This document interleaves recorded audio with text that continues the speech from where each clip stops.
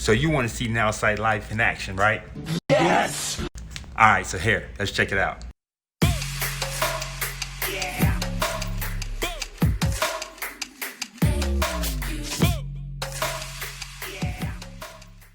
Obviously, there's a ton of hype about the new Life product, and today you're all going to get to experience what this is going to be like. As you've read in coming into the discussion, we have some really cool categories that are going to be illustrated today. Health and wellness, mental and spiritual, of course, business and finance. And our first guest is Miss Amy Sherman, and I'm going to read Amy's bio because it's really impressive.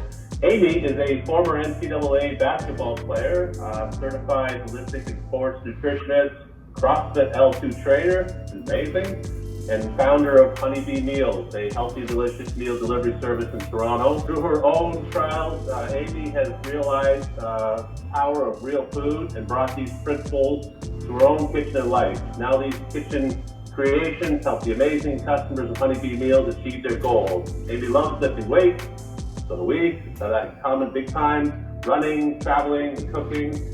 She believes in improving nutrition, fine-tuning fitness, prioritizing sleep, and managing stress in order to create lifestyle changes that are sustainable and effective. All right, so as you can see, we're giving you an introduction on what Nowsite Life is all about. So right now, what you're looking at is a live presentation of what you can expect to get when you actually join Life. So this is our first expert that we have right here, a nutritionist. So let's see what she has to say. I think what Nowsite is introducing is so awesome, and I am pleased to be one of your experts today. And so now that you have access to chat via chat and video conference to all of these experts, it will really help you achieve all of your life goals. So let's talk about nutrition today. It's lunchtime here in Toronto. We're Eastern Standard Time. So we're going to chat about a simple way to make a healthy, easy, and delicious meal. And I've broken things down a little bit, kind of Nowsite style, maybe algorithm. So let's call this our Nowsite nutrition algorithm. So our N is never forget your greens. That is going to be the base of your meal. Your O is your oil and vinegar. Your W is what's the protein. S are your seeds and spices. I, we're going to head to the garden virtually. And your T, you're going to toss your meal with grains. And your E is the best part. You're going to eat it and enjoy it. So let's talk about each of these things, break it down, and really, I'm kind of lucky here because we're going to make my lunch. So first up, we're going to talk about to never forget your greens. We all know how important eating leafy green vegetables are, and if it's your first thought, hopefully in your meal you won't forget it. So today I'm starting with a kale and cabbage and superfood mix. Full disclosure, this was a pre-bag mix. I think you can get them at Costco or other places, and it's really easy and nice when it's pre-washed for you. You can throw it into your bowl and you don't have to do anything. I tore up the kale a little bit, so it makes it a little more palatable. I'm not a huge fan of kale, but once we dress it up really nicely, it'll be awesome. So I'm going to start with by making a big bowl. It's my base. By having all of these greens, it's a lot of volume without a lot of calories, but it packs a huge nutritional punch.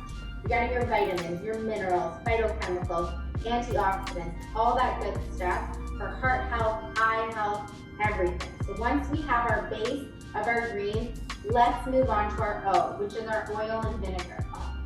So that's really adding fat and flavor. Now, the 90s were all scared about eating too much fat, and fat's going to give us heart disease and other things that are going to create issues. And now the later 2000s are all about eating lots of fat. If you ask me, there's a bit of a balance that works for most people. It's not something that we need to be scared of, but it's definitely balancing your omega-3 fatty acids, which your omega-6s.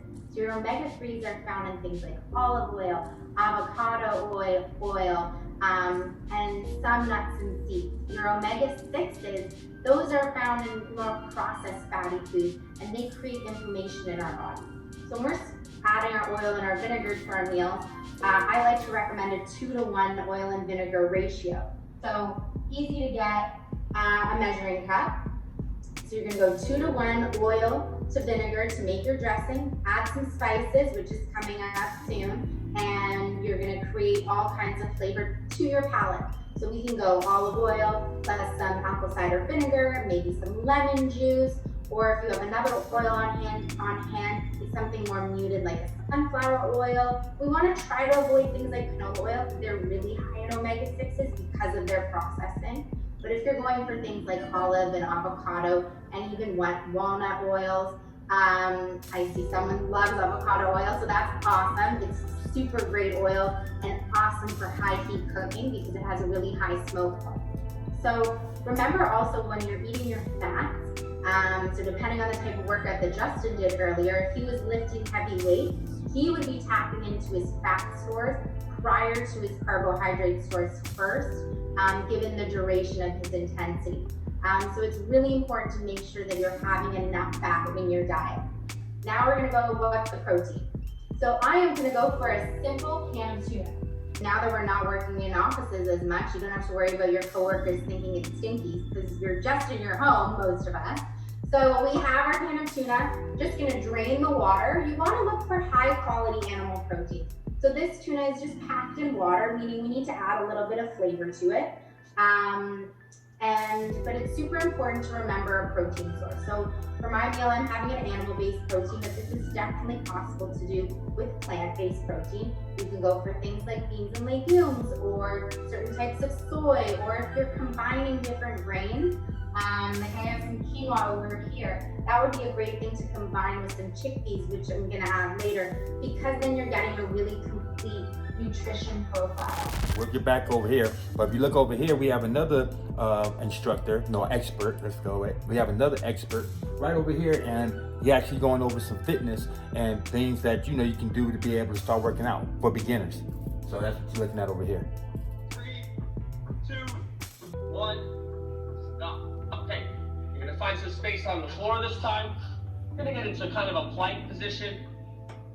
What we're gonna do, you're gonna find that plank position.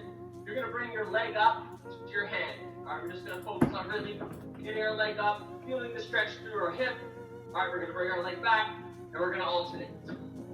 All right, we're gonna do about 8 per side. I'll let you count on your own.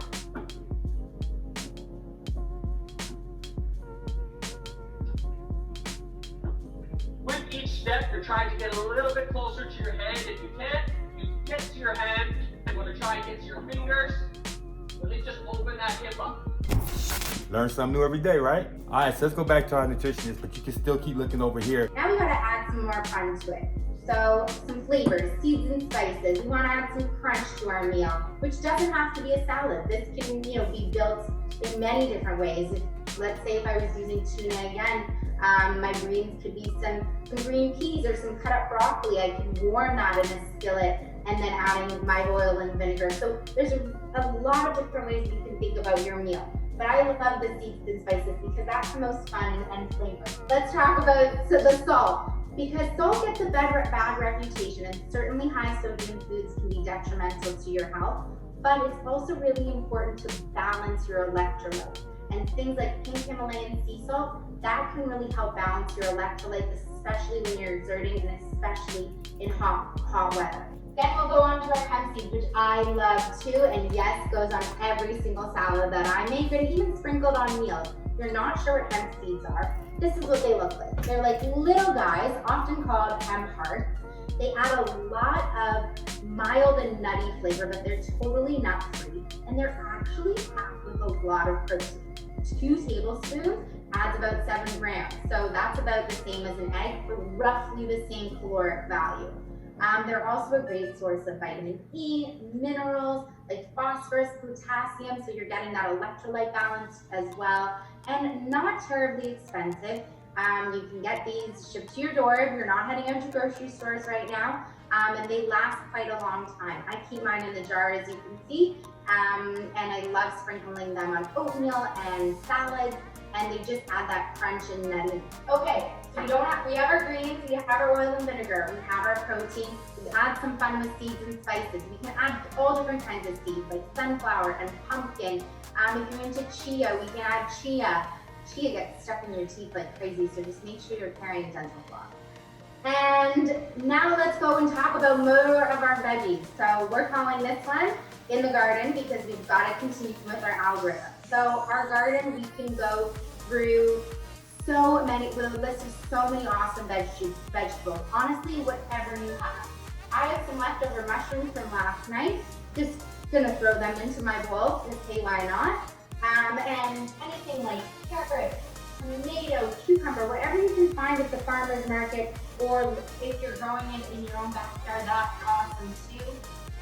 Every single one of these veggies packs their own nutritional benefits, most of them coming back to things called phytochemicals, and those break down to vitamins and minerals. They have all kinds of benefits for your body, so you really can't go wrong if you're picking and choosing. Just think about lots and lots of colors. So we have our greens, we have our oil and vinegar, our protein. All right, so let's step back in and see what Anthony's been up to. All right. Last one we're gonna do, probably take you back to your phys ed days. We're just gonna do a little butterfly. All right, so sit down. And just find your feet together. If you can, take your elbows, place them on the insides of your knees, push your elbows down to the floor. Really try and open up that groin. You want to try and keep nice and tall through your spine, so sit up like your back's on a wall. You don't want it to be hunched over. Try and find that neutral position. Okay, so I hope your blood's flowing, I hope you're feeling like you're warm. Heart rate should be a little bit up. Okay, so Getting that heart rate going, that way you can so actually do more when you lifting your weights and working out. 20 seconds of rest. So I'm gonna go through all 5 of the movements right now. So the first one is going to be a squat. So there's a few ways you can do a squat.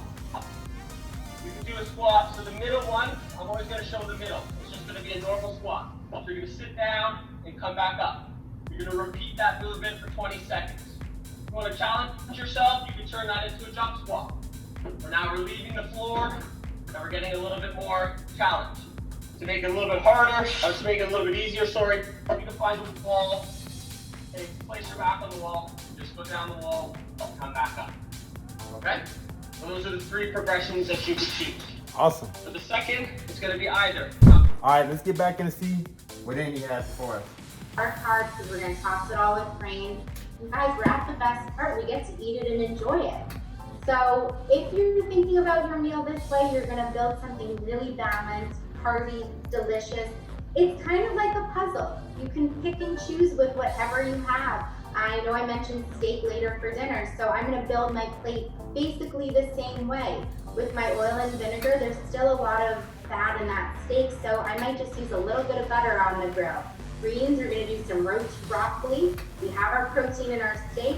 For our seeds and spices, we're gonna keep it really simple. Maybe toast some pumpkin seeds to put on top of the broccoli.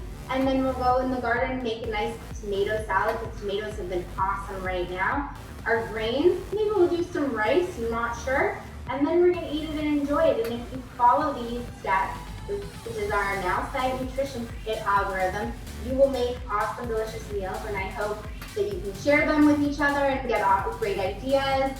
And the best part is learning new ways to get creative in the kitchen and see how much you can really do. So I hope this was helpful. I'd love to answer whatever questions that you may have. And then I'm gonna go eat my lunch and thank you for helping me make it. So you just got your first glimpse on what an expert can do for you. So look, we just learned how to make an awesome meal, nutritional meal from Amy. You know, that was great. And look how cool was that? I mean, this is included with your subscription. And then on top of that, after we add a great meal, now we can go get a great workout. Okay, you'll hear 3, 2, 1 to finish. Every time you're resting, you'll hear 3, 2, 1 to start again. Okay? Follow the sequence that's there. I will remind you what it is. Once we finish our first round through, we'll rest for 1 minute, then we'll repeat that again. W, what's the protein? S, seeds and spices. I, in the garden. T, toss it with grains. Remember, your grains can be potatoes as well. And then E, you're not gonna forget that one. Eat and enjoy. Now remember, you can ask your expert live questions. You know, you can ask them questions that you may have, or you can ask them anything that you want to get an answer to, because this is your expert that you get with your subscription. Diet. Again, just kind of what Terry was saying, just in regards to carbohydrate threshold, I would recommend having rice,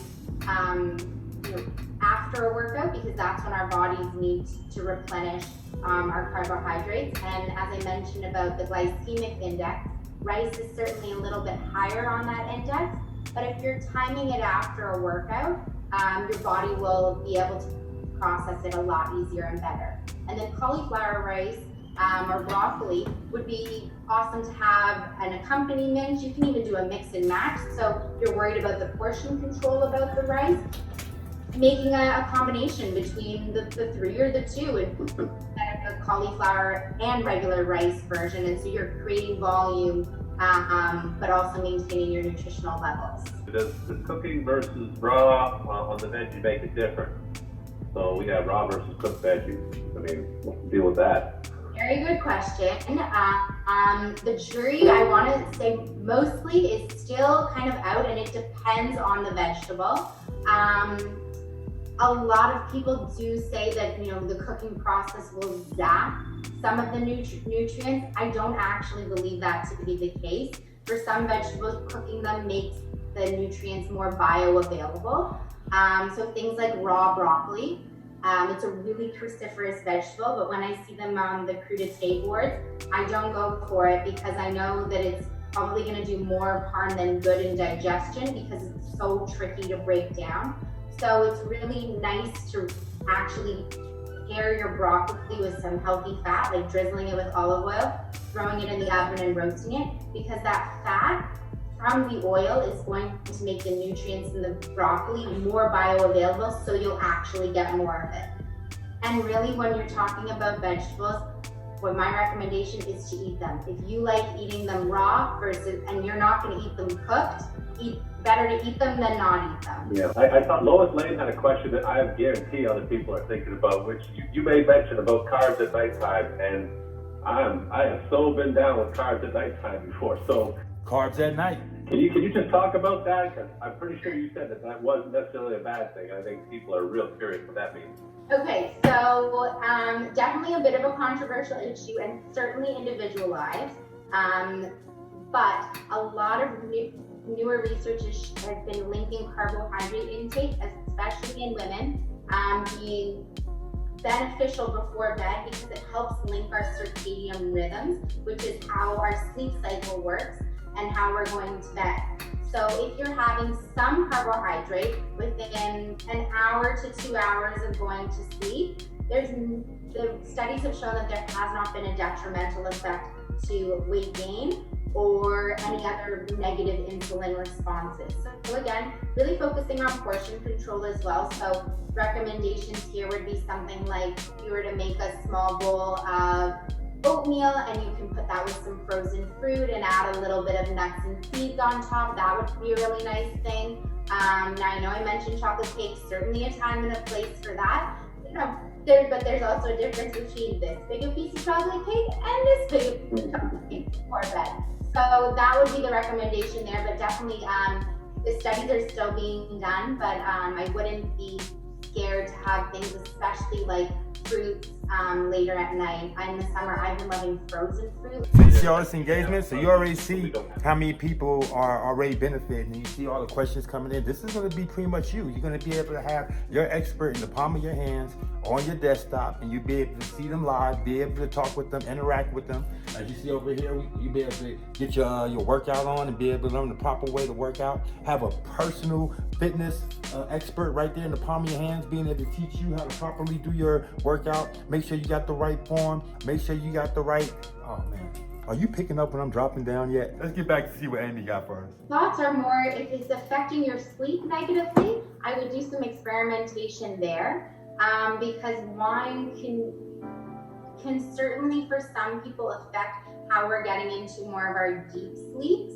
But otherwise, life is meant to be lived, and if you're following a very balanced diet throughout and your wine is what's going to be a treat for you, then that's not something that you should take away. But I would do some experimentation with nights that you're not having your glass of wine before bed and seeing, are you sleeping more soundly? Are you waking up less groggy? Are you falling asleep quicker or more slowly? Because it certainly the alcohol, as it's metabolizing, has an effect on how we're sleeping. before workouts, many pre-workout drinks and supplements have caffeine in it because you need that extra jolt and you need to focus. I would experiment with trying to, if it is an addiction, coffee caffeine is definitely a stimulus, and there are more natural ways that you can try to focus your body. There's a lot of different herbs and other supplements that you can use. One is called lion's mane that can be really effective. I would just with the caffeine, coffee is certainly a ritualistic thing as well. So if you're having 3 cups a day, maybe if you should try to go for 2 and then still have your ritual but go for a decaffeinated, or trying a green tea, because then you're kind of lessening your caffeine load. Hey Amy, how you doing? My question is specifically, I'm trying to trim down, but I do like my carbs. So what are the benefits of I like rice, I like potatoes. What are the benefits of potatoes, and which potato would be preference between sweet potato, red potato, and regular potato? Just if I'm trying to maintain the carbohydrates to get the strength to lift weight. Good question. So certainly I would be focusing on your carbohydrates post-workout, because that's when you're going to need to refuel and bring a lot of glucose back into your cells. As for the types of potatoes, most potatoes have the same caloric and carbohydrate load value. They vary slightly, but I wouldn't make yourself too crazy about it because they're very slight variation.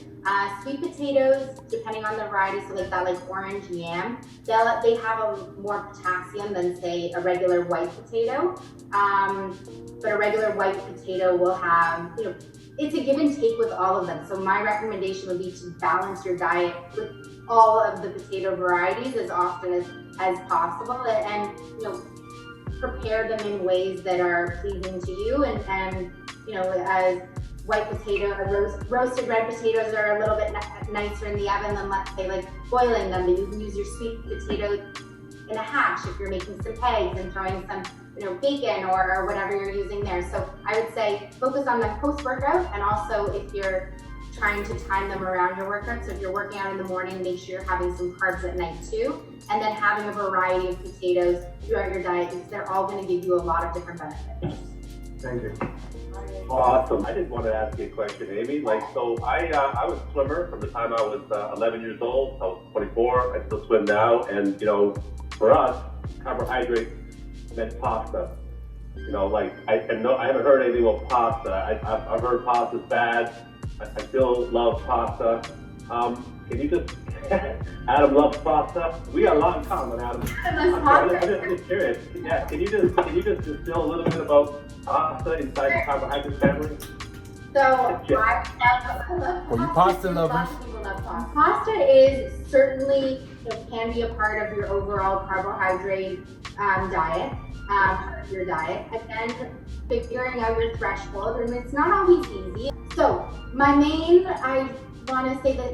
issue with pasta is the frequency and the portion size. Because when you go to a restaurant, or if you're getting something like, I remember after basketball games, I would go to Maggiano's, and I don't know if you're still around, but there was right around the corner from my family style, and the bowl of pasta was massive, delicious, but I could eat the whole thing, but it was definitely too much pasta for me to be having at that time. So I would be very mindful of your portion controls. And even when you're eating pasta, it's really great to think about our Nowsite nutrition algorithm, because the pasta can be your part of your dish, but it shouldn't on majority be the highlight. So I would focus on the portion and the frequency, and really trying to pair it with other things with it. I'm not saying you always need to have kale and pasta, because pasta can just be pasta, but just be mindful of the fact that you're eating it for more enjoyment and rather than the nutritional benefits of it. So definitely being mindful of how often that's consumed, and the quality. Trying to look for a high quality flour that's milled, and not processed in a highly processed fashion. So it's more bioavailable and can be digested easier. I hope I didn't make pasta sound super complicated. I don't eat meat or poultry. All I eat is vegetables and seafood. I eat a lot of crab and fish. but I do tend to cook with a lot of butter. What are your thoughts on butter? With a lot of butter. A lot of butter. I love butter. Okay, well, so I'm going to speak about pasta speak about butter similarly to pasta, focusing on the quality of your butter. So if you are able to getting butter from grass-fed cows, so you're getting more nutrients than a highly processed dairy. And if you're cooking with it with every meal, I would say it would be beneficial for you just nutritionally to try to incorporate some other fats into your cooking. Butter and eggs is delicious, but you might not notice a huge difference if you're using an olive or an avocado oil, because that's just giving you more nutrients than solely butter. Butter with seafood, I get it, it's delicious. Again, the portions of it, there's certainly benefits to butter, but overdoing it with any nutrient can also have some adverse effects. So you do just want to be careful of some of the fat content in there, and certainly some cholesterol levels as well. So just balancing it, but yeah, I love butter too. Thank you. Amy, any words of wisdom for diabetics? Sure. Take 1 or 2 if you don't mind me asking. The insulin, the needles. Okay, so for diabetes, I certainly like to focus on and recommending the low glycemic carbohydrates, because that's going to help with your insulin responses. So really important to be focusing on carbohydrates that are further away from the spectrum, from like those breads and those pastas and highly processed, trying to get your carbohydrates from things like sweet potatoes, different kinds of grains like quinoa, even bulgur, oatmeal, and then really focusing on our Nowsite nutrition, which is lots of leafy greens, getting your protein in, and just checking in obviously with your insulin levels and seeing if certain foods are triggering to create a response versus others. I mean, I know we've really focused on nutrition here, which was the goal, but focusing obviously on an overall healthy lifestyle is great. So going for walks when you can, even if it's up and down your street, trying to do some stretching while you're watching TV, or every commercial say you're going to do 5 push-ups and 10 squats, something to keep things moving and everything flowing.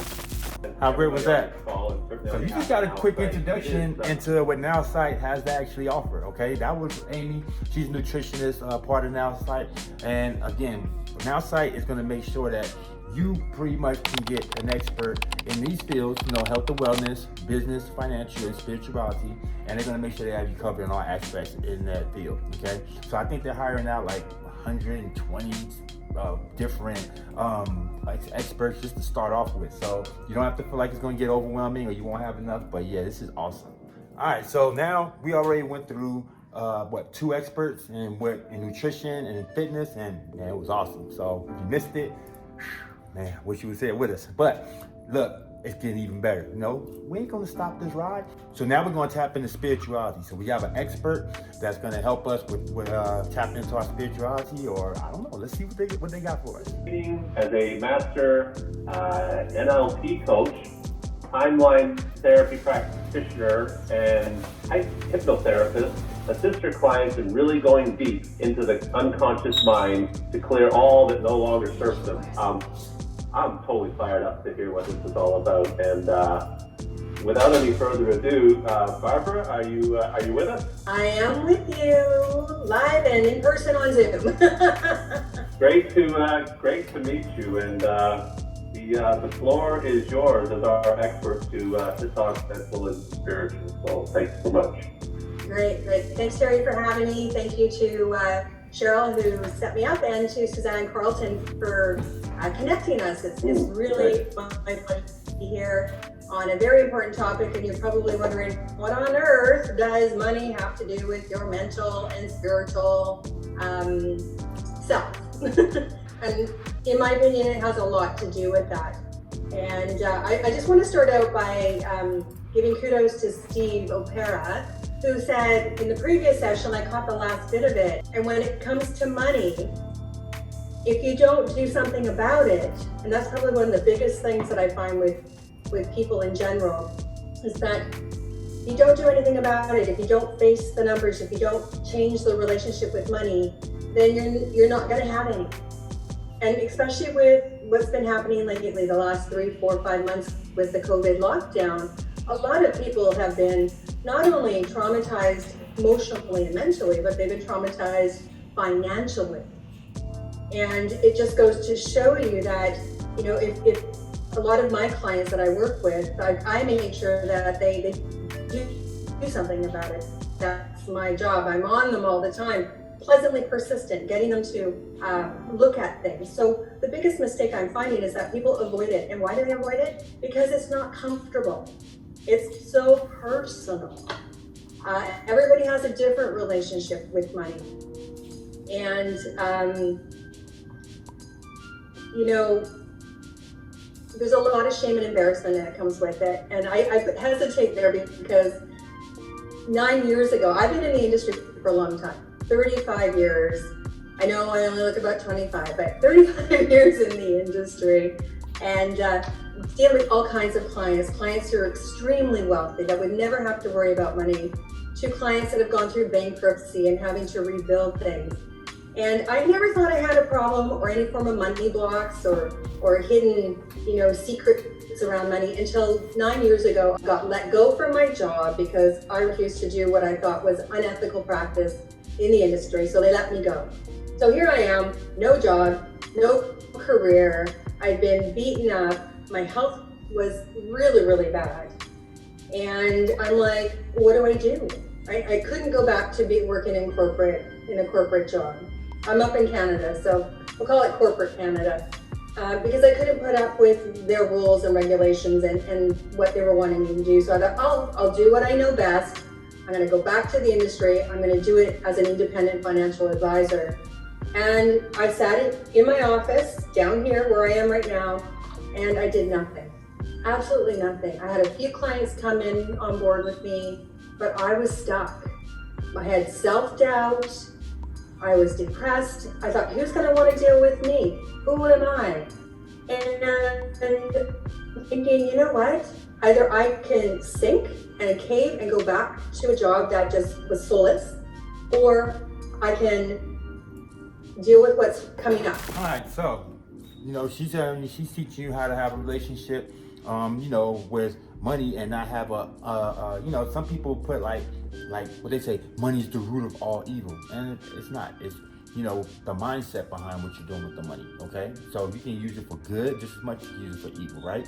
So I'm glad she's touching on that right now, you know, because that is a real thing. But let's go over here and see what we got going on with the other expert, all right? Because again, we're gonna give you a taste of everything that Nowsite has to offer as far as these experts go, and we want you to be able to get a full understanding of what you're watching. Success blocks, what are those about? Well, it's basically about feeling like you're not enough. And we've all had that in areas of our life. So it's not mind over matter that takes care of these things. If that was the way to go, life would be much simpler. So it is about, however, dialoguing with your mind in a whole new way. And that not only takes 1 time, 2 times, 3 times, it's something that takes repetition. It's like building a new muscle, like we just had the last speaker helping you with. It's exactly the same. We have to build new muscles within our mind and recreate new muscles and create bigger muscles in areas that we want to. So the other thing we have to do is learn how to be adaptable. If we are going to thrive in uncertain times, we have to get good at making the unfamiliar familiar. And that's not easy. We're all good at doing things for a day or 2, 3, maybe a week, and then we start to slip back. And in business, that might look like, you know, starting off your day making those phone calls you don't want to make. And you're good at that for a few days, a week. And then, you know, then there's reasons not to. In your physical body, it could be, you know, like someone was saying, I like to work out in the morning. I'm one who likes to work in the morning, because if I don't work in the morning, if I don't do that workout then, it does not happen. Even if I get dressed to work out, if I make the mistake of sitting down at my computer first, game over. It's just how it is. So you have to start making those unfamiliar things familiar in your life. So I'm going to take you on a little bit of a journey with your permission. And I'm going to show you how actually responsive and receptive you can be to these things. And like I said, it's not mind over matter. It's not just saying, yeah, I should do this, I should do this. It is actually about getting to that part in your mind that allows you to make these changes. When we speak to ourselves and say, I gotta change, I gotta change, I gotta change, that's on your conscious level.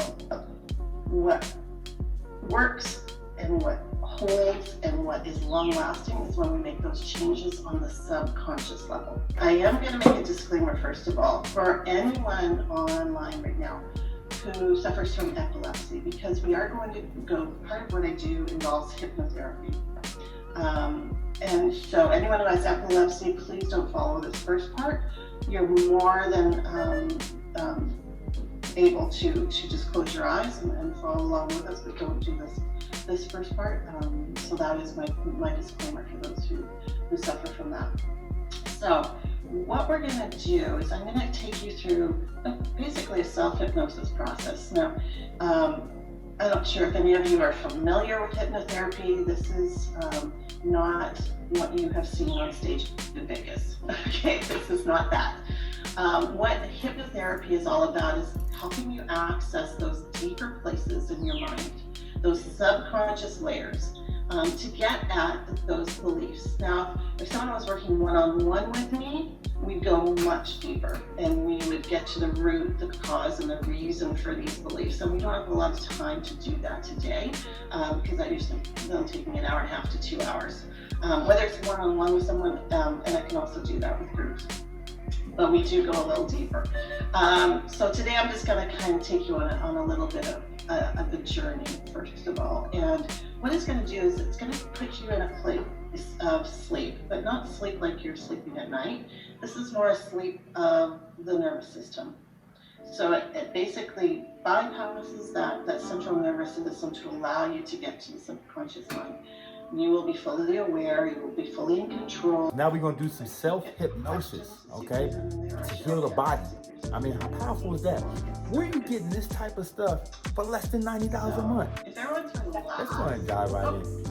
if you're sitting down, if you can get as relaxed as possible, lean back in your chair if possible, so you can relax. If you have a bed nearby, you can even lay down on the bed, as long as you can hear me still and do it that way. But just to make sure you're nice and relaxed, okay? Or will be able to be relaxed, okay? And I'm going to go through something, like I said before, we all struggle with being good enough. It is a huge, huge issue for most of us at some point or another in our lives, whether it's, am I good enough for this relationship? Am I a good enough parent? Am I good enough at school? Am I a good enough son or daughter? Am I good enough at my work, at my job, at my business? And those beliefs can come up time and time again and just sabotage us. So one of the main things that I like to work on people with is just at the very beginning, with changing your beliefs around being enough. I actually even have it on my mirror in my bathroom, in my bedroom bathroom. Says I am enough. I have it show up on my phone every morning at 8 a.m. I am enough. Because like I said, it's like building a muscle. You have to, there's repetition. All right, so get ready. She's about to hit y'all with some gems. So go ahead and record this and baby, play it back later. All right, but we're about to jump in. Yes, you do it while you're working or driving or doing something like that. But anytime you want to relax. And if you want really long-lasting change, at least 21 days in a row of doing this, if not longer. So again, I invite you to record this if you would like. Okay. So everyone's just being relaxed, sitting back, as comfortable as possible. Just make yourself comfortable And when you're ready, make sure your hands are uncrossed, your feet aren't crossing. And I want you to, with your head steady and your eyes open, I want you to, without moving your head, look up as if you're looking up into your own eyebrows. Keeping your eyes glued to a real or imagined spot overhead. I just want you to breathe in and breathe out. And every time you blink, that's hypnosis. This is taking hold. And again, keep your eyeballs rolled up as if you're looking into your own eyebrows. And again, breathe in, breathe out. Just one final time. Breathe in, breathe out. Keep your eyeballs up, hold it in this time. Breathe in, breathe out. And this time as you exhale, keeping your eyeballs up at the same time, just close your eyelids right down, all the way down. And as your eyelids shut down, the muscles and nerves in and around your eyes are becoming heavy, droopy, drowsy. Your eyelids are starting to feel as if they've just been glued shut, sealed shut, locked tight. Now you can forget all about your eyes. And the fluttering that you're feeling is the first sign that you're responding, and that's perfect. That little fluttering feeling you might be feeling in your eyeballs. And now I just want you to forget all about your eyes. Allow a drifting, floating feeling to come over your body. And just picture in your own mind 10 steps descending. And I want you to get that same looking down feeling that you might get when you look over a balcony or down a flight of stairs. And to help you do that, you can just kind of tuck your chin in just a couple of inches. Just put it down just a couple of inches and you'll get that sensation. So now you're looking down those 10 steps and you have that looking down sensation, that same feeling that you get when you're looking over that balcony and down that stairwell. And now you're moving on to step 10 as each muscle, each nerve turns loose, lets loose, and you go deeper. You're taking step 9 and you can see your feet, hear your feet, even feel your feet making contact with every step as you go deeper. Drift deeper, sink deeper. You take step 8. You're going into a deeper awareness of yourself. You're taking step 7. You're drifting way down deep. You're taking step 6. You're drifting deeper with every sound you hear around you. Every sound and every noise and every movement around you is carrying you deeper and further into your own awareness.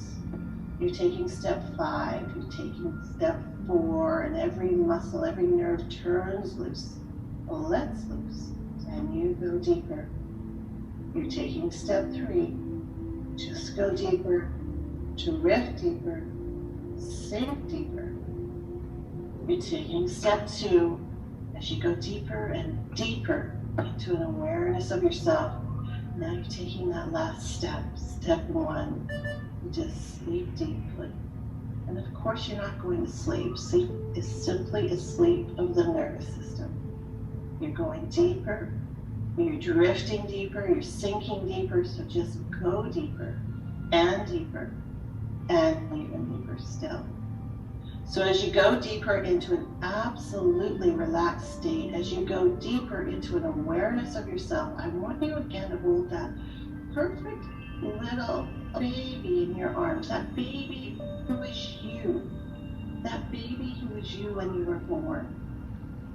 That newborn baby came into the world expecting to be loved, expecting to be available, and it is available. Every day as you look into the mirror, you give yourself your statement of truth, I am enough. You say it every morning, you say it every night, you say it in the shower, you think it when you clean your teeth. You write it in so many places. Every day you know you are enough.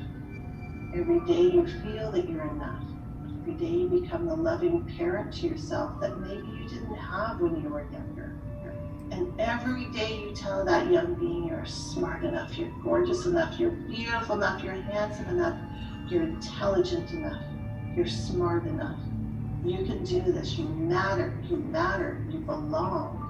You are meant to be here and you have a place in the world. You're meant to be on the planet. You've always been enough. You always will be enough. And as you let that inner child, you know you are enough, then you know it. You resonate it, and everyone around you knows it.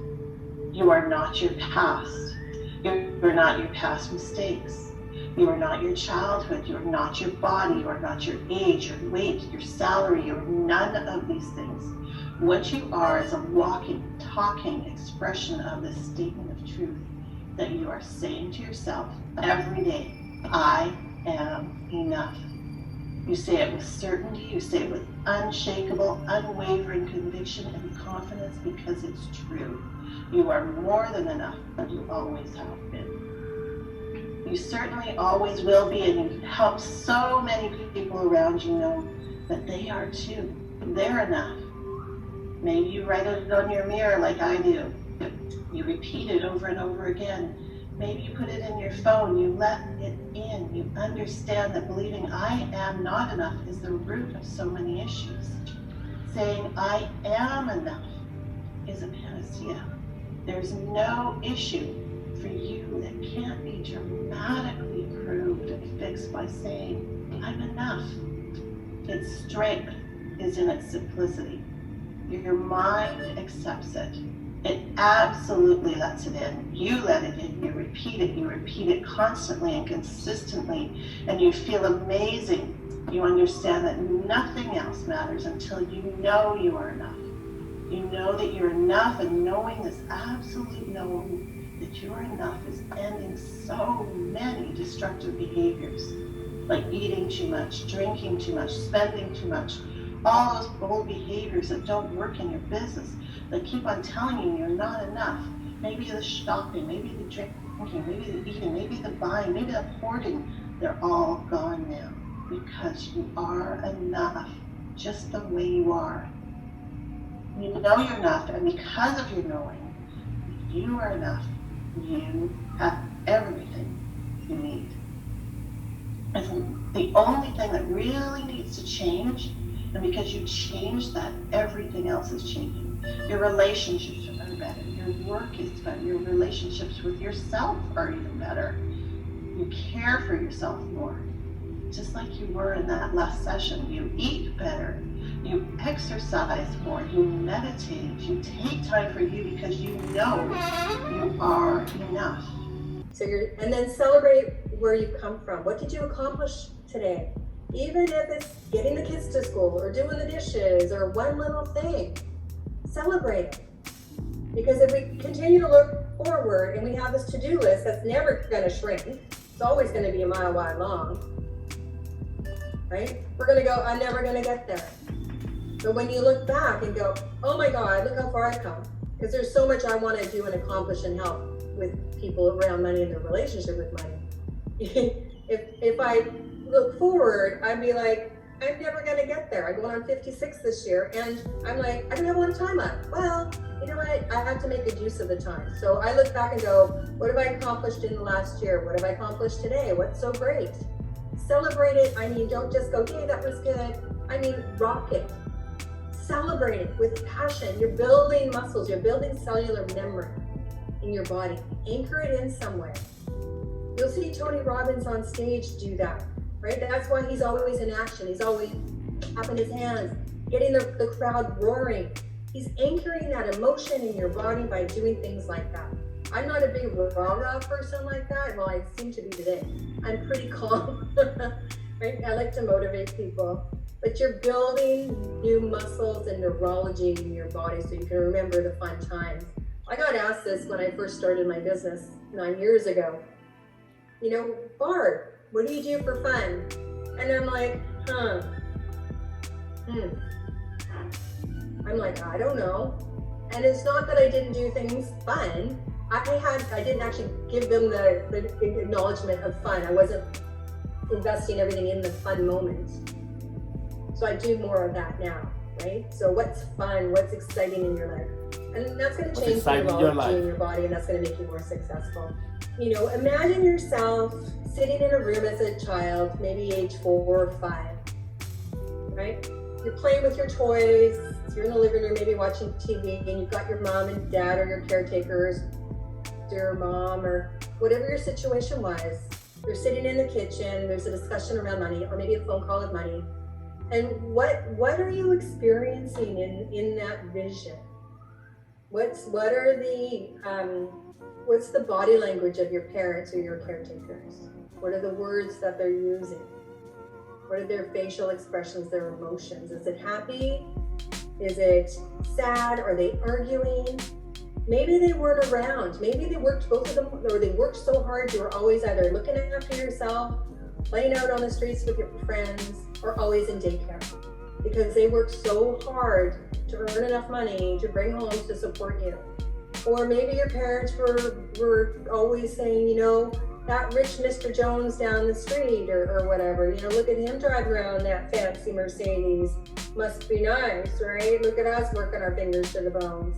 Well, maybe that's your memory. So maybe you think if you create richness in your life, financial richness, money richness in your bank accounts, that your parents, if they're still alive, are going to look at you, in the wrong way. Maybe they're going to condemn you for being rich because that belief is embedded so deeply in your neurology. So when you've got these beliefs that come up when you do these little visualization exercises, and I do them with my clients, and these things come up like, oh, they're fighting over money because of me, because my mom bought me a new dress and we could barely put food on the table, but she wanted me to have this cute little new dress, and now they're fighting. It must be my fault. So, right? And so I'm going to get you to ask yourself, when those things come up for you, ask them, is it true? Is it really true for you? Right? Can you be rich? No, I can't be rich. Is that true? Do you know somebody else is doing the same thing that you're doing that is making a lot of money? Most likely you are, you know? And if it maybe was true for you as a 4-year-old, because you didn't know any better, but as a person you are now, is it true? Probably not. If you can think it, you can achieve So take that belief and write down, what do you want to believe instead? I want to believe that I'm brilliant, that money flows to me and through me and then back out so that I can do better in the world. it. Power of That it flows manifestation. easily and effortlessly if I shine in my power. And who am I not to shine in my power? And I'm saying this so you can say the same thing about yourself. Who are you not to stand in your own power and creative genius? Using the gifts that God gave you to make an impact in the world. Because if you can't do that, you don't give yourself permission to do that, then your clients, your customers, whatever it is that you're doing, they will not have permission to do the same. Let's see how everybody did now. They just finished meditating. You know, they went on a long meditation with one of our experts. Let's see how they was feeling about it. Woo! All right, take a deep breath. That was awesome. Thank you, Diana and Tia. Laura. Even without going through the whole process, it can bring up a lot of emotions for people. When we go into the deeper process, it's definitely more emotional, brings up a lot of stuff. But yeah, it can be a powerful process, and like I said, telling yourself that you're enough is one thing, but getting it into your body is a whole other ballgame. For sure. Well, everyone, please give Julie a thank you here in the chat. That was absolutely amazing, Julie. Wonderful. I can't say thank you enough. You were incredible. You're welcome. We really appreciate having you. So that is kind of an example of or an experience that you've had, and what we look forward to with Nowsite Life in our mental and spiritual category. Julie, you are phenomenal. Thank you. Thank you. All right, so that was our mental and spiritual category. As you see, you know, Julie did an awesome job with, you know, putting us through self-hypnosis and being able to tell yourself that you're enough, okay? You are enough. You have what it takes to be great. And a lot of times we tell ourselves the opposite. You know, oh, I can't do this. I'm not that tech savvy. Oh, I don't have what it takes to be a top earner like Kwan. I don't have a big old following. I don't have this. I don't have that. I don't have a list. Well, you just put all that negativity into the universe, and you put it into your brain. The brain's a powerful thing. So what you tell the brain, the body will follow, right? And that's exactly what you just did. So That was awesome, great, and lovely. And then we have another one right here. We're going to finish it up with Barbara. And then ask yourself, is that true for me today? And if it's like no, those beliefs cannot be beliefs when you start questioning them. And then write down, what do I want to believe instead? Have a burning desire, take massive action, be mindful in the moment, be open to how it's going to come to you. Yeah, Barbara, really, that was awesome. Unlike Terry, I've had a lot of coaching over the years, and that was really very helpful. I have a specific question for our unprecedented times as we keep hearing. How do we keep a positive mindset during a time when so many of us as business owners can feel like the rug is kind of pulled out from under us? There's so many changes, so many things changing day by day, for all of us. And I'm a big believer, I write a gratitude journal in the morning and at night. I truly am so grateful for everything. But there's some things, my parents never got over living in a depression. That was kind of the mentality in our house. And I'm just wondering what this economic time is going to do to all of us. I'm more in your age group, but the younger people to grow up, and some are standing in food lines and going to food banks, and when you hear about the kids not having lunches in school and all that, what does that do to them to be able to, keep a positive mindset as we go through life? Can you address that? Yes, I can, and it's a very good question and very good comments, Jenny. And you're doing the right things for yourself personally, is having the appreciation and the gratitude. That's key, especially in these hard times. Having a collaborative group of people that are working together that you can count on, support that way. I always like to listen to Abraham Hicks. I don't know if you're familiar with Abraham Hicks. 20 years of Abraham Hicks. That's great, Jenny. And for our younger generation, the emotional trauma that they're going through right now. I've got a 19-year-old daughter. We've been held through hell and back together over the years with her mental state and depression and cutting and, not feeling connected with earth and things like that. And all we can do is offer our services out there, maybe being a guest speaker, supporting big sisters, being a role model, I think, is very important in our younger generation. Where there are crises, there's also opportunities, right? I manage money for clients, and I'm looking at the stock market and the economy, and some businesses, they're failing, and I can't necessarily blame COVID on that, the shutdown during COVID on that. They probably weren't very solid to begin with, It's like us as individuals, we should have 3 to 6 month income saved up so that when things like this happen, we have an impact. Thank you for the support of the government for keeping things going, But there's also companies that are thriving. Zoom shares have skyrocketed, right?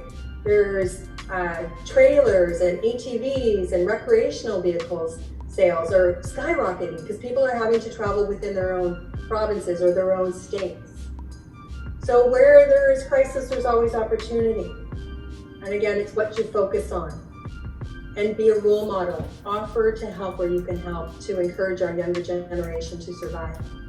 Right? I'm dealing with some 25-year-olds that are coming to me through their parents going, we're going to university, we're doing it online, but I've got $15,000 in the bank or $30,000 in the bank. And they're like, I don't know what to do with it. Well, we need to make our money work harder than we work. And that's where, knowing how to work with a financial planner or an advisor that's honest, to learn how to do those things. So first, get rid of the mindset, be open to learning, and then do the things you need to do to have a practical financial plan. Is there anything we can do for the unconscious? Because that's what I struggle with. I love what you say about the affirmations, and if you make them so unbelievable, you're never going to attain them. But also to help with that cellular memory. Is there something we can listen to at night or whatever to get, make it ingrained in our subconscious? Yeah, you can look at hypnotherapy downloads. I actually have I did 3 recordings, root chakra, sacral chakra, solar plexus chakra around prosperity. I recorded them. There's music that vibrates at that level on my website, really low investment. Again, if anybody from this call wants to send me an email saying, I'm interested in your hypnotherapy downloads, I'll gift you the first one for free. And that you just listen to that, and that will just, on an unconscious level, when we do hypnotherapy, we get to the root and things slowly shift. So it's a bit of a slower process, but it's still better. You'll wake up in the morning, or you'll wake up if you listen to it every day and feel a little bit better about yourself. And like I said before, as your mindset comes up, as your beliefs come up going, oh, I'm stupid. Ask yourself, am I? Would I be where I am today if I was stupid? And question the belief, wiggle it, wiggle it, wiggle it. And what do you want to believe instead? Just continue to do that process, and that will slowly, weaken the weeds, pluck them out, get rid of them, and go from there. So how great was that? Again, so with this, you already seen 4 different experts, okay? Seeing what we have to offer here at Nowsite. No fluff, no hype, no fake service, just putting that back there just for the sake of calling it a service, our product as they do it in MLM, right? But you can actually see real experts helping real people achieve real goals. So that was our 4th expert, and again, as you can see, it was awesome, it was great, and I just can't wait to see what the next person has to say. All right, so while they're gone and we wait for the next expert, let's see what Cheryl Coco got going on. Representative and life insurance agent and a regional vice president for the largest financial company in North America. So Cam, we're super excited to hear from you, and I really want to say thank you for being here and taking the time out, and also for trying to work around the internet issues that you have happen in the car, and just being here and the effort that you have put forth to be here. So I really, really appreciate it. So Cam, are you with us? I'm with you, and thanks for the awesome introduction, Cheryl. For sure. Thank you once again. Appreciate it. So I'm going to start with giving a little background of who I am and where I come from. I think that that's important, that no matter what business you're a part of, whether you own your own business, whether you work for a company, if you're in sales, or just in life in general, it's really important to share who you are and where you come from with people and to connect with people. And, especially when you're taking advice from someone, you definitely want to know who they are and where they come from. So I am 30 years young. I live in Buffalo, New York, and I believe that's the opposite end of this continent from you, Cheryl. And I grew up with an older brother and a younger sister. My half-sister, she's currently 14 years old. And I was not always into finance. I was not always into money. Money was not something that we talked about in my family. It was actually just the cause of most of our arguments, which I feel most people can relate to. And I went to an average public school. I ended up going to a private high school where I thought that I would get a leg up in life because they don't teach you special stuff at the private Catholic high school that they don't teach you at the regular public high school. And what I found out in high school was that that's not true. At pretty much all schools, we learn things like a squared plus b squared equals c squared. And the mitochondria is the powerhouse of the cell, and Washington, D.C. is the capital of the United States. So I didn't learn anything about money, business, or finances in my fancy private high school like I was expecting to. I then went on to college and pursued mechanical and aerospace engineering as a dual major. And again, really all I was learning was how to do a job. And I wasn't learning how to build a life, how to manage finances, how to manage business. None of the skills that I now believe are really important. And the reason why I've come to find that knowing how money really works and knowing what to do with your money. All right, so now we're going to get into our 5th and 6th expert of today. We're going to talk about business and finances, I believe. So let's see what they got to offer.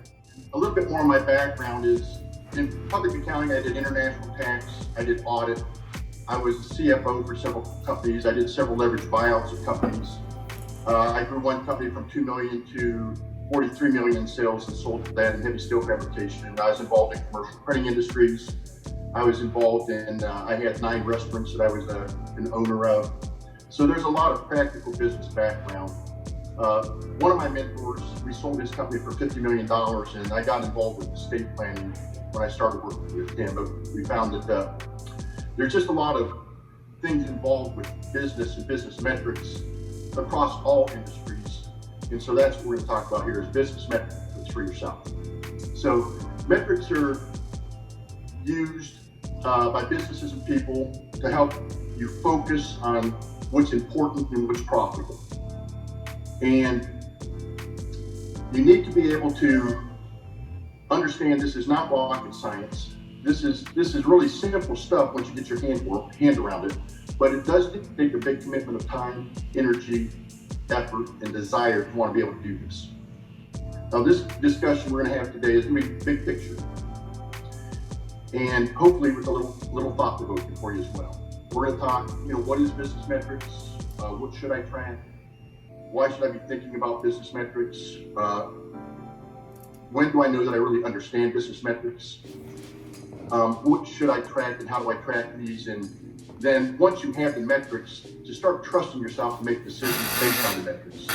A lot of people do emotional or gut feel, or I think this, and they'll have solid numbers in front of them, but they're just not using them. So the whole purpose of business metrics is to help you to make better business decisions. So Wikipedia defines it one time like business metrics is, let me read this here, a quantifiable measure used to track and assess the status for your Brits and status for us US boys here of specific business processes. Now, business metrics should help you make very good comparisons. They should help you make better decisions, like I said. And one of the key things that people don't understand is it should also help you make better and more effective use of your time. And this is all done by tracking key performance or key production information. So one of the first questions you have to ask yourself, we're going to ask ourselves the question, just be thinking about these things. So how well do you know your business? If you know your business well, metrics are going to make a lot more sense. If you don't know your business, if it's a new business, you're just getting started, then you're going to have to try to learn to trust the metrics so that you can learn what's important. But it's all going to be helpful, but it's all a matter of you spending time and energy to really understand and learn your business. So a lot of people have what's called a personal board of directors. I don't know if you all have one or not. I don't know if you have trusted advisors. I don't know if you have key centers of influence that you can discuss your business with. This whole concept here is going to allow you to have a lot of these people at your fingertips if you want to. But some people may have an informal one already. And the whole purpose is trust these people. Get people that you can trust that don't always, give you a rose-colored, view of it. Like they tell you, no, Mark, I don't believe you should be doing this. No, Bob, you should not be doing this. Or, hey, you should spend more time in this area right here. And metrics is going to help prove that what your trusted advisors are telling you probably makes sense. So we got 2 advisors here. Let's go see where you are. Short term, maybe 2, 3, 5, 10 years in the future. Goals, dreams, things you want to do. You got to have that pile of money. If you don't have the money to do the things you want to do, you can't do the things you want to do. So you have to be very smart with your money. You have to budget accordingly. You have to spend less than you make. The third account that everybody needs to have, and this could be several accounts, is you need your long-term wealth building. I'm going to eventually stop working and need to live off of this money for the rest of my life account. It's called retirement. And this can be your 401ks, 403bs, IRAs. I'm not entirely familiar with all of the different tax number names of the accounts in Canada, but you can speak with someone from Primerica Financial Services. We have thousands of offices all over Canada, the United States, and Puerto Rico. So whether you're in Canada or the United States, there are offices you can speak to someone like myself in your area. And someone just wrote from Laura Smith, as a self-employed person, it's huge. Yeah, I noticed that as people who have traditional employment, they get, their benefits package. And I put benefits in quotes because in my opinion, benefits are what your boss gives you so that you don't go build your own business and become wealthier than them. So, if you have that benefit of employee, employer sponsored retirement program where they say if you put in some money, we'll put in some money. That's great, that's fantastic, and for as long as you have that, use it, because if they're willing to give you free money, take it. But really, if the goal is freedom, if the goal is to eventually run your own business, be your own boss, and have control of your life, you're going to have to do that on your own. You're not going to have someone offering you it as a benefit. It's going to be something you have to do on your own. And I have a couple of pictures that I'm actually going to share here to show you how important this stuff is. Let's just say I'm 30 years young. From what I saw, people on here come from various ages. But, you know, whether you're 25 years old or younger, or maybe, you know, you're 5, 10, 15 years older than that, we're having this conversation a little later than we should have, or maybe you have kids that are nearing that age of adulthood where they need to start doing these things. Check out what happens to you when you wait to take care of your long-term wealth building account. So we're just gonna imagine that we're all putting $200. So right now, he's showing you the benefits of taking action and actually saving money monthly and doing it early. Because the longer you do it or the later you do it, then the less you're gonna be able to put away and the less beneficial it's gonna be. But let's just look at if you started saving $200 a month and it was gonna earn 9% interest until you're 65. Well, if you start doing that when you're 25 years old, you'll have put away about $100,000 of your own money, but because of compounding interest, and I have another photo I'm going to show about that, you'll have almost $1 million. So you're trading $100,000 of your money for $1 million down the road. That's pretty awesome. To take $100,000, imagine if you could just give me $100,000 right now and I gave you back $1 million. I don't have $1 million to give you. I apologize if I did. I would give $1 million to everybody I could. But that's basically what's happening. Is you're trading $100,000 for $1 million. It just happens over time. Now let's say we have two 25-year-olds and we tell both of them, all you need to do is save $200 a month until you're 65, you'll be a millionaire. One says, okay, you got it, and they take the advice. The other one's like, nah, I'm not gonna do that. I need that $200 a month. I can't go to the bar with my friends without that $200 a month. So, they don't do that.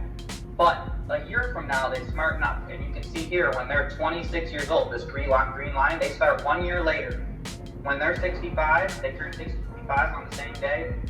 The one that waited 1 year has $83,000 less than the other person.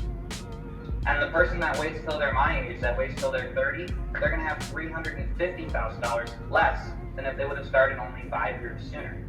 Now, $200 a month is only $2,400 a year, right? So that's $24,000 every 10 years. That's only $12,000. So by not putting in $12,000 for those first 5 years, you cost yourself $350,000 in the future. Your future self is going to be very, very mad at you. The question at the bottom of the slide says, who are people hurting if they wait? Who are you hurting if you wait? To wait. There's absolutely no reason to wait on investing your money. I have another photo that I'll pull up here, and this one's genius. So what I want everybody to do is write down a rule of 72, and it's something I want you to Google. I could teach it to you, but I think it would be so much better for you to search that on your own. There's videos all over YouTube, there's videos all over Google. It's just a simplified version of the compound interest formula, and it's something Albert Einstein came up with. But here's how it works. Compounding interest, kind of the same slide I just showed you. If you invested $40 a week and you put it into a fund that averages about 10%, in 1 year you'll have $2,193. And in 5 years you'll have $13,287. In 10 years you'll have $34,626. And in 30 years you'll have $357,097. And in 50 years, if you're still around then, you'll have $2.5 million. Compound interest is the eighth wonder of the world. And he who understands it earns it, he who doesn't pays it. We can all make simple, small little sacrifices in order to make that happen. Now, the goal, especially if you're married, if you have a family, or if you're gonna get married and build a family, the goal is that you and your partner are working together towards whatever your goals are. It could be a dream house, it could be things that you want for your kids and your family, like whatever it is. But the long-term goal that everyone has in common is someday we're going to retire, whether we want to or not. We're eventually going to be too old or something to work, or we're just not going to feel like it anymore. We're going to retire. So you and your partner are working together on that goal of retirement. You guys might want to do that when you're 50. Like some people, you might want to wait all the way until you're 70. If the mission between you and your partner, if you have one, is to get each other to that magical time in life when you have total freedom and total control. For one thing, I want to do that as young as possible. I don't want to be too old to climb mountains when I retire. I coach a freestyle ski team. I was a competitive freestyle skier. My girlfriend that just got on the truck to put gas in it, race motocross around the United States, and we like to do that. We like to do things that, we can't wait until we're old to retire. God forbid something happened to one of us or one of you between now and that magical date of retirement. What my stepdad and my mom didn't have figured out and taken care of is that there's still other people that were depending on you, that were counting on you, and that's the life insurance side of how money works. The life insurance policies that people have, especially the ones you get for free at work, they're not enough. They're hardly enough to pay for a funeral and pay off any debt. And in our case, that's what happened. We paid for a funeral, we paid off some debts, we still had some debts left, and then there was no more money, and we had to continue to eat. So you really need to take life insurance very seriously, and just like your free accounts, it's such a fast, simple, easy thing to take care of. You could take one day out of your life and get all of this stuff sorted out. And then there may be a couple of follow-up days over the next few weeks doing some paperwork and whatever. But you could sit down with someone like myself, again, Primerica Financial Services, the company I represent. You guys have hopefully all heard of a guy named Robert Kiyosaki in a book called The Cash Flow Quadrant or Rich Dad, Poor Dad. If you haven't heard of Robert Kiyosaki or his 2 books, highly recommend reading them. They should be mandatory in all schools around the country, or around the world. And he talks about these 4 basic ways that you can make money. So the most common way to make money is this top one here, the employee way, which it means your income is based on your job. If you're not doing your job good enough, they'll just get rid of you and make someone else do your job and pay them roughly the same amount of money, which is proof that how much you get paid really has very little to do with how loyal you are to the company, how hard you work, how smart you are, how good you look. It's that your income is based on the job. And if you want more income, you're going to have to get a different job. Oftentimes when you're an employee, there's not a lot of room to grow your income because the person that's managing you, your boss, they would need to leave in order for you to take their job to move up. Self-employed, it sounds like a lot of people on this call are self-employed, and that's one where you own your job. So some examples there are dentist, doctor, lawyer, hairstylist, real estate agents, a salesperson, a financial professional like myself, tattoo artist. There's lots of different ways to be self-employed where you work for yourself. The issue I have with self-employment, and I was a carpenter for many years, and I ran my own construction company. It was just me. I was the owner, I was the manager, I was the laborer, I was the estimator, I did everything. Working for yourself, if you're self-employed, means that 100% of the work gets done by you. And if work's not getting done, then you're probably not making any money. So you're either making money or you're not making money. You're either working or you're not. And that's not a position you want to stay in forever. So the third way to make money, and this is the most appealing to me because it has unlimited potential, is business ownership. So if you go back to when I was a carpenter and I was running a construction company, if I wanted to be able to build more houses and do more renovations, I could have hired a crew of people. I could have hired 2, 4, 10, 12, 100 people, as many people as I could get to want to be carpenters and work for my company, and as much work as I could provide for them. I could have scaled my business on an unlimited basis. There's no shortage of construction work to be done. That's a good field to be in. And that would have put me in a position where work could get done whether I was doing it or not. And so that means that you can make money while you're not working, which means you have more control of your time, you have more freedom in your life. And that's the most appealing business model to me because, especially given the situation with, being a single dad and having to raise my sister, I don't really have the ability to go to work all day. every day. And I also, even if I did, I don't like when my son has a play or a musical at school, and I don't like the idea of a boss telling me, hey, yeah, I know your son's got that really important thing, but you can't go. Or if he had a hockey game or something, and I had to say, sorry, son, I can't be there. My boss needs me at work. So I really like to be my own boss, and I also like the ability to make money when I'm not working. The fourth way up here is being an investor. Now this is going to be the last point I make, and then if anybody has any questions or anything, or if someone else is ready to speak.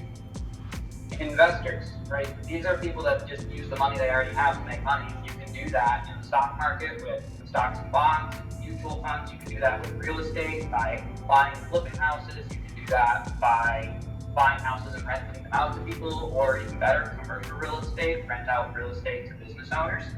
And so there's lots of different ways to invest. It sounds like, again, a lot of people here are investing in themselves right now. You're building a business of your own. You're self-employed in something. You're a salesperson. Just being on here is an investment that is going to, hopefully, if you take this information and use it, the investment of being here right now is going to pay you in the long run. So investors use money to make more money. Now, just think for a second.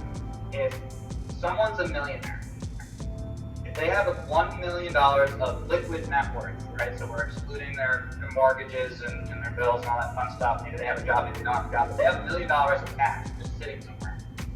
If that cash is sitting in your closet, it's not growing, it's not doing you any good. But if you invest that money, like we were talking about before, if you put $1 million someplace where it pays you 10% interest on an annual basis, which is not difficult to do and not very risky either, ask that person who owns that pile of $1 million, you now also are going to receive 10% of 1 million once per year.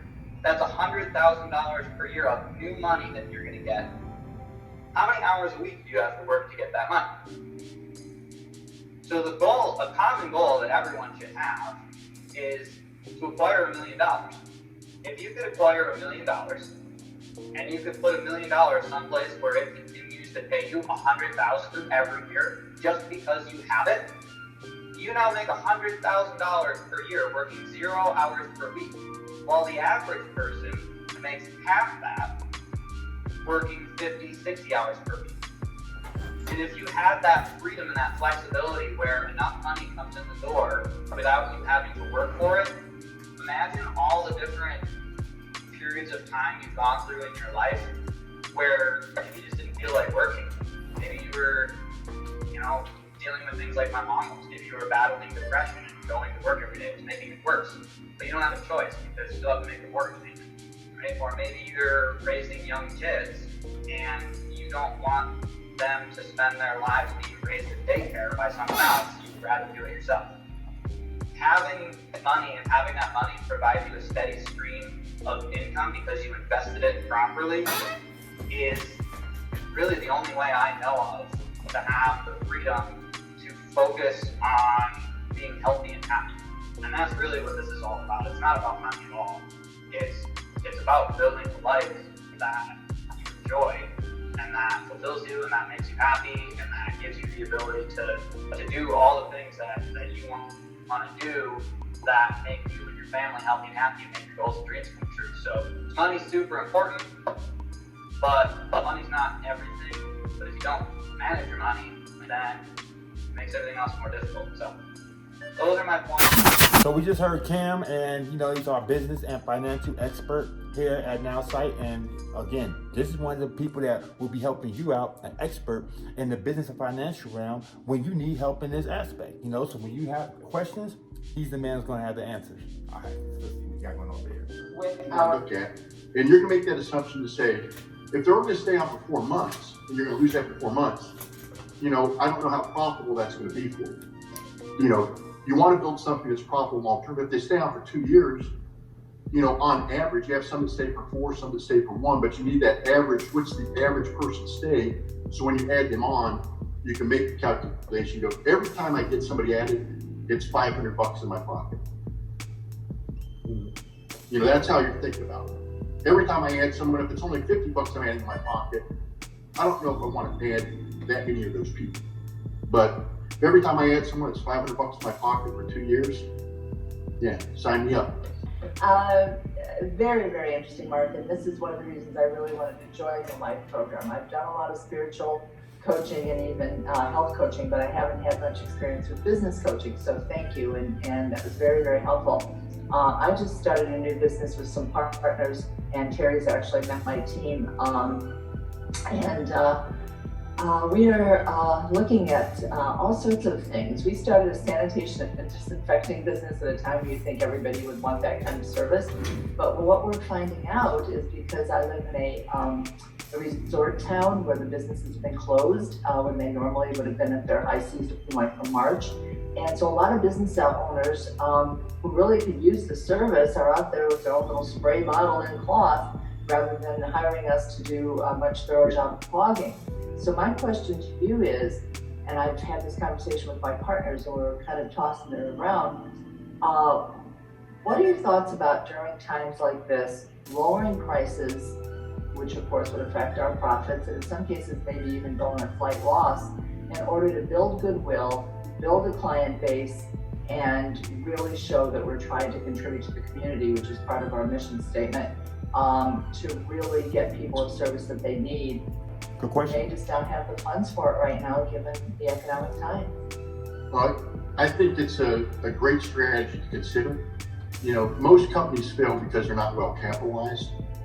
So if it doesn't hurt your bottom line, it doesn't threaten your business model, I absolutely think that life is built on relationships. And so if you can build even one or two good relationships with key future customers, hey, everybody's struggling now. We're in a position where we can help a little bit. We can lower our prices until we get through this little bit here, but we'd love to show you what we're doing. And is there something we could work out? What's comfortable with you? I've even had some clients where they'll go in and they'll say, pay me what you can with my services worth. You tell me what it's worth. Yeah, and Justin did that with the GEM program, which I've never seen a company do, which was so extraordinary. You know, if you can pay me $1, pay me $1. I just found that extraordinary. And again, it brings, as you said, a lot of goodwill and building relationships. Looking at the long term. Is this a client I want for the next 5 or 10 years? If it is, then go win the client. If it's not, then don't. All right, so I hope you got a good understanding of what Nowsite Life is now. You got to see a good demonstration live and direct, okay? So you can see exactly what you get. And again, this is only an $87 a month product. I mean, $87 to have 3 experts, and it might even be more than 3 experts because it depends on what your goal is. So you might start off with 1 expert, end up with a whole nother type of expert solely based on your interests and what you're trying to accomplish, your goals. So I don't have to tell you how huge this is, do I? Do I have to keep telling you how huge this is? Do I have to tell you how powerful this is? Do I have to tell you how awesome, how I tell you how easy this is going to be to sell? Because you know why? Because everybody has goals. There is nobody on this planet that don't have some type of goal that they're trying to achieve. And especially in this space, business, financial, health and wellness, you know, spirituality, these are things that we deal with on an everyday basis. So to be able to have an expert guide us in this space for less than $90 a month is a no-brainer. So I appreciate you for rocking with me today. Appreciate you for seeing what we have to offer. Appreciate you for taking a look at what Nowsite Life is and exactly how you can benefit from it. If you're interested in getting started, then you can do so by just hitting the link below or just getting with me. If you got questions, you know I got answers. Call me, 619-306-9453, or you can also hit my website, Kawan.com. GetMoneyLikeABoss.com as well if you want to get started with Nowsite today. All right, appreciate you. See you on the next one. Have a blessed day.